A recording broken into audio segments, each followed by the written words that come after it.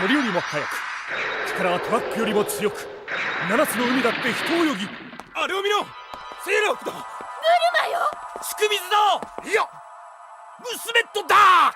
Alors le clin d'œil à Superman, je veux bien, mais c'était obligé d'avoir cette tête en gros plan pour chaque intro. C'est un peu l'hôpital qui se fout de la charité. Pourquoi tu dis ça?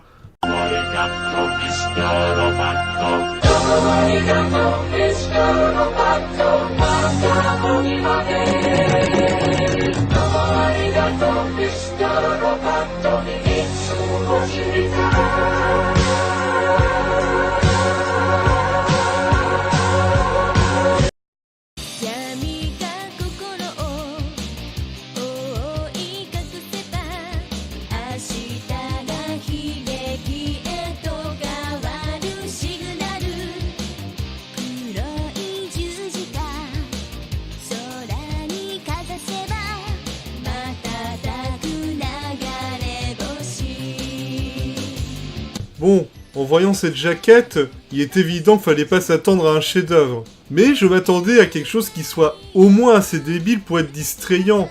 Après tout, des héroïnes dont les tenues de combat sont des uniformes scolaires proches du fantasme, rien que ça c'est con à la base. Avoir un postulat idiot ou un côté très aguicheur n'empêche pas d'avoir des œuvres sympathiques, voire très bonnes, qui en général soit assument complètement leur côté décomplexé, et ou ne se reposons pas uniquement sur ces éléments. Et au final, pour Muzumete... C'est juste nul. Ah, mais qu'est-ce qui ne va pas? Qu'est-ce qui va, tu veux dire? Non mais t'exagères, doit bien y avoir un truc intéressant qui en ressort. Raconte-moi le début. Alors au début, après que nos héroïnes aient sauvé un avion en difficulté, Kurenai, alias Red, tombe amoureuse d'un jeune homme qui malheureusement se fait posséder par une des pierres maléfiques. Heureusement, grâce à l'action combinée de nos trois héroïnes, le jeune homme est sauvé, mais malheureusement pour Kurenai, ce dernier a déjà quelqu'un d'autre dans sa vie. Oh là là, attends, qu'est-ce que tu me fais là? Quoi? T'as pas l'impression de sauter une étape là? Ah mais c'est comme ça que débute la série, les héroïnes ont direct leur super pouvoir, et sont déjà en pleine action. Bon d'accord, le début n'est pas consacré aux origines, mais elles doivent être présentes dans la série. Oh oui, mais pas de la meilleure façon. C'est-à-dire... Comme ça.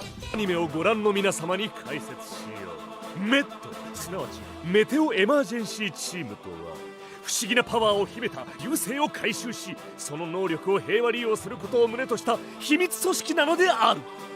流星がもたらす災害から美しい地球、みんなの平和を守るため。今そんなことを誰かに説明している場合ではありません。Waouh, c'était à la fois poussif et pas drôle. Et encore, ça c'est pas le pire.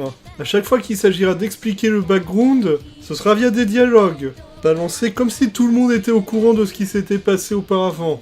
Du genre, n'oublie pas que tes parents sont morts pour mettre au point ces machines, ou encore, vous savez, ma planète a été détruite à cause de ces pierres. Après tout, pourquoi pas? C'est pas comme si le show dont tel était une des règles principales de l'audiovisuel. Mais bon, mais là t'as résumé le premier épisode. Ah non, je t'ai résumé les 3 premiers épisodes. Quoi? Oui, parce que chacun des 3 épisodes est composé de la même façon. L'une des filles tombe amoureuse d'un garçon, ce dernier se fait posséder par une pierre, il le sauve, mais malheureusement le garçon est déjà pris par une autre personne ou par son métier. Et pour le 4e épisode, tu remplaces l'amour par une figure paternelle et puis c'est bon. Non mais la série c'est pas que ça. Bien sûr que ce n'est pas que ça, mais le fait que l'on passe quand même 4 épisodes sur une série de 13 en se basant uniquement sur le même schéma narratif, ça montre qu'il y a un problème au niveau de l'écriture. Et la suite ne s'en sort pas mieux. Parce que bon, pour résumer de façon globale, les héroïnes doivent récupérer des pierres extraterrestres qui peuvent créer des problèmes si elles ne tombent pas entre de bonnes mains. Or, à la fin du 4e épisode, elles sont en possession de toutes ces pierres. Or, maintenant que l'histoire semble terminée, comment on peut faire pour la relancer? Eh ben comme dans toute mauvaise écriture, en faisant appel à la stupidité des personnages. Tiens, profitons-en pour parler des héroïnes. Bah ça va être simple. Les héroïnes sont fades. Elles n'ont même pas la décence d'être des caricatures ou des archétypes. Tout ce qui les définit, c'est leur place dans la famille. À savoir, l'aînée, la cadette et la benjamine. C'est tout? Oui, pourquoi faire comme Magic Knight Rayert et s'efforcer à donner des physiques différents ainsi que des personnalités aux héroïnes, quand on peut juste faire un swap color? Non mais sérieusement, à part la taille et la couleur, même physiquement elles ont pas de grande différence. Et je parle des héroïnes, mais quasiment tous les personnages sont comme ça, qui se montrent tous soit complètement plats, soit sans intérêt. À une exception, mais j'y reviendrai plus tard. Et revenons où j'en étais. Comme je l'ai dit, au bout de 4 épisodes, ça y est, les héroïnes ont toutes ces pierres. Donc comment faire évoluer la série? Eh ben en faisant qu'une héroïne décide que non, les pierres sont trop dangereuses, alors je vais les détruire. Ben, c'est pas stupide sur le principe. Sauf qu'au final, elle n'en parle à personne, alors que tout le monde un peu plus tard reconnaît que c'est peut-être pas une mauvaise idée de les détruire. Elle les vole dans le laboratoire et décide de les jeter dans le fleuve, avant de décider de faire son boudin pendant 2 épisodes, et tant pis si son action a mené une personne à être possédée, à détruire une partie de la ville, à faire que les antagonistes ont récupéré les 3 pierres, et que un de leurs amis est dans le coma. Elle décide de rester là à bouder. このいつまでいじけてんの。ほっといてって言ってんの。いいとか悪いとかそういう問題じゃない。わかるでしょ、それくらいのこと。わからない。わかりたくなんかないよ。やだよ。撃たれたぐらいでメットインなんかしない。私はもうやめたんだ。そんなにメットインしたかったら式部先生がやりなよ。私は。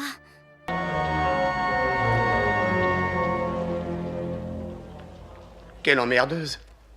Bah oui, pourquoi vouloir réparer une erreur qu'on a faite comme Sakura après qu'elle ait libéré les cartes de Clos, quand on peut rester dans son placard en train de pleurnicher, même si c'est le chaos à l'extérieur à cause de nous.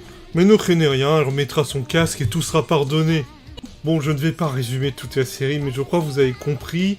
Entre autres problèmes, parce que croyez-moi, il y en a d'autres, la série a de gros soucis d'écriture et de narration. Du début à la fin, on n'a pas l'impression qu'il y a eu le moindre effort qui a été mis en œuvre dans cette série. Les événements s'enchaînent soit de façon pas naturelle, soit complètement forcés, quitte à être totalement illogique avec soi-même. Par exemple, après que l'héroïne ait jeté les pierres dans le fleuve, les autres membres de l'agence décident de les récupérer histoire que ça tombe pas entre de mauvaises mains. Parmi les membres, Shirai, personnage totalement creux, et qui sera quand même le love interest de tout le monde. Bref, Shirai récupère les pierres, et là la pierre noire lui dit « Hey, psst, si tu me libères, je peux te révéler ton vrai potentiel !» Ce à quoi Shirai répond « Non merci, ce que je suis actuellement me va déjà très bien », et remet toutes les pierres à l'agence. Alors, franchement, c'est une bonne idée sur la base. Sauf que 2 minutes après, et littéralement 2 minutes, Shirai décide que « Oh, ben j'ai envie de savoir mon plein potentiel !» et libère les pierres. C'est fâcheux, mais il est stupide en effet. Mais de toute façon, dans cette série, tout semble avoir été fait en dépit de la logique et du bon sens. Je vais donner quelques exemples, que ce soit d'un point de vue narratif ou de réalisation. Les transformations, par exemple. Alors bien que dans la majorité des séries, comme les Chevaliers du Zodiac ou Sailor Moon, les transformations sont un moyen de gagner du temps et de l'animation, ça reste un moment sympa, car outre le fait que c'est généralement très stylisé, ça annonce également au spectateur que le héros va passer à l'action. Et histoire de sublimer tout ça, en général, il y a un effort fait au niveau du costume, histoire de vraiment marquer le coup. Dans Musume, c'est ça. よりによってあいつが犠牲になるなんて緑も男運がないわね。青ね、行くよ。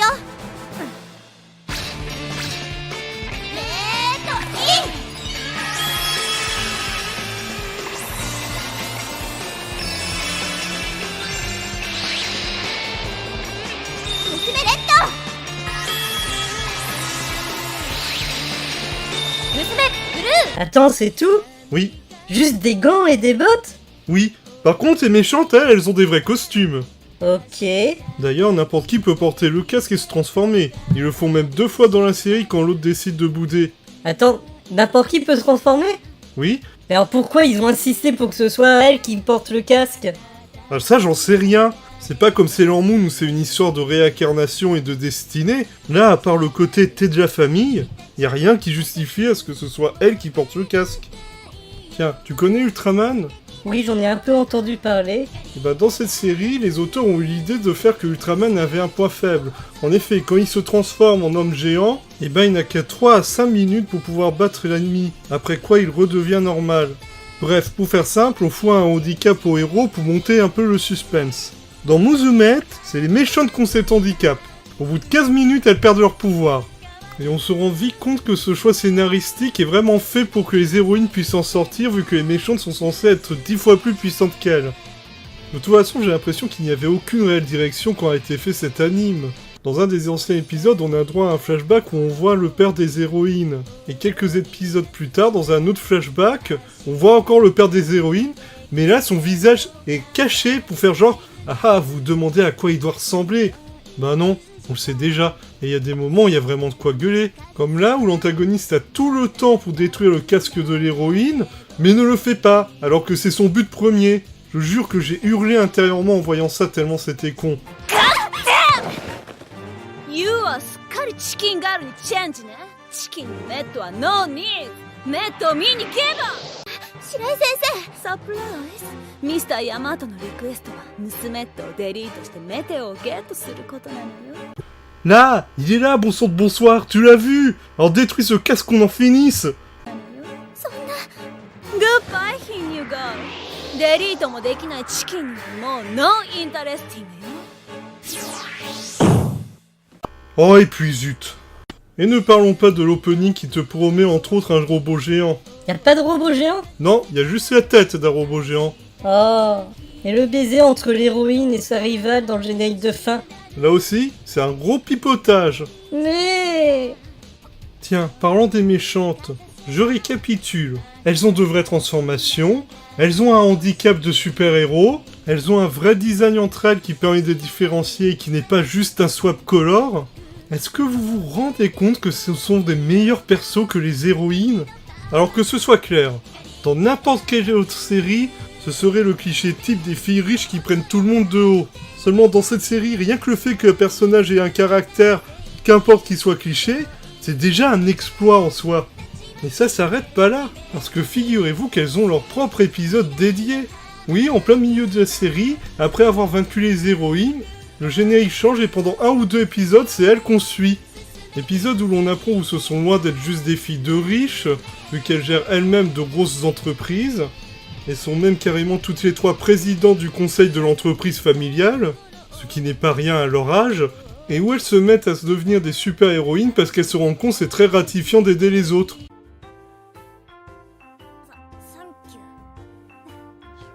Small voice で I can't listen ね。Thank you very much. You're welcome. Bref, vous vous rendez compte que contrairement aux héroïnes, elles subissent une évolution. C'est à croire que même les auteurs de la série se sont dit « Oui, bah en fait on va oublier le swap color et on va se concentrer un peu sur celles-ci, elles sont bien plus intéressantes. » Impression renforcée par le générique qui leur est consacré.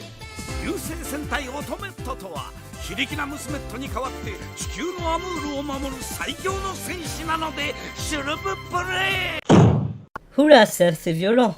En fait, j'emploie le terme méchante, mais je devrais plutôt parler de rivales ou d'antagonistes. Car comme je l'ai dit, avec ces épisodes, on se rend compte qu'elles sont loin d'avoir un mauvais fond, et se montrent bien plus intéressantes que les musoumettes. Malheureusement, tout ça ne dure pas bien longtemps. Parce que très vite, on se refocalise sur les héroïnes, tout le monde fait équipe afin de sauver Shinai, parce que toutes les filles ont décidé de tomber amoureuses de ce type-là, et on arrive au final qui est à l'image de la série, avec un climax inexistant. Les héroïnes arrivent à la lune, elles balancent une ultime attaque, et ça y est, c'est fini. Ah, et on a un dernier épisode juste là pour annoncer une suite potentielle. Oui, parce qu'apparemment, ils pensaient faire une suite. Ah, et faut pas compter sur l'humour pour rattraper le tout. Oui, parce que Musume est censé être une série à tendance humoristique. Alors, le souci, c'est pas que l'humour est inexistant dans la série, c'est qu'il est à l'image de ce que t'as dit tout à l'heure. 誰か探しに来てくれてもいいのに。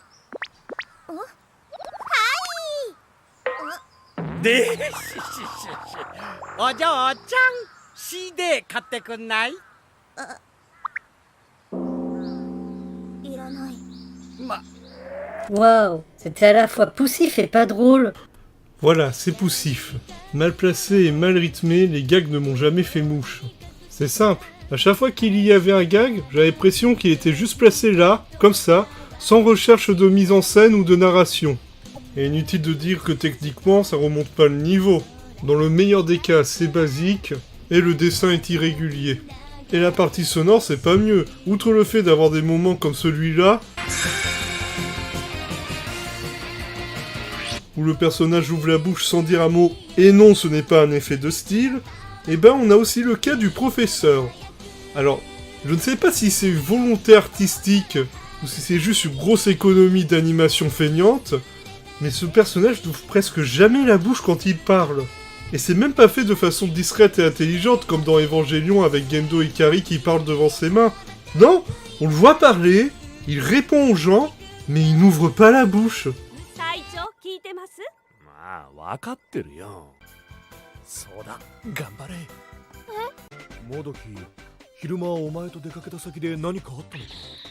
Et il faut aussi signaler que c'est une série où un faux raccord m'a sauté aux yeux sans prévenir. 終わるのはどっちかな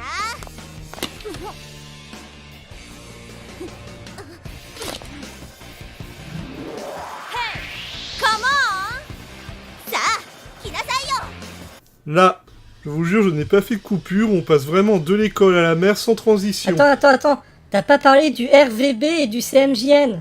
Vas-y, explique.